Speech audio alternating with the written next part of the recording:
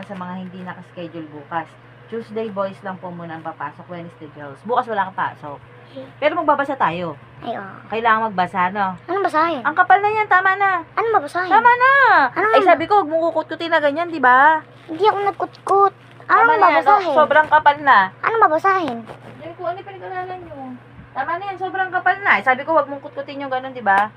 Sobrang kapal na. Tago mo na sa lalagyan niya, may lalagyan niya na. Kung paano mo kunuha, yun ang ano mo. Eh, bukas wala kayong pasok. Yay. Pero magbabasa tayo. Oo.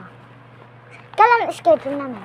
Wednesday, babasa kayo. Wednesday. Eh, dapat magbabasa tayo bukas. Kahit maya gusto mong practice na tayo para bukas ano ka na lang. Ano? And, Ayusin mo na. medyo po tapos na tayo. And,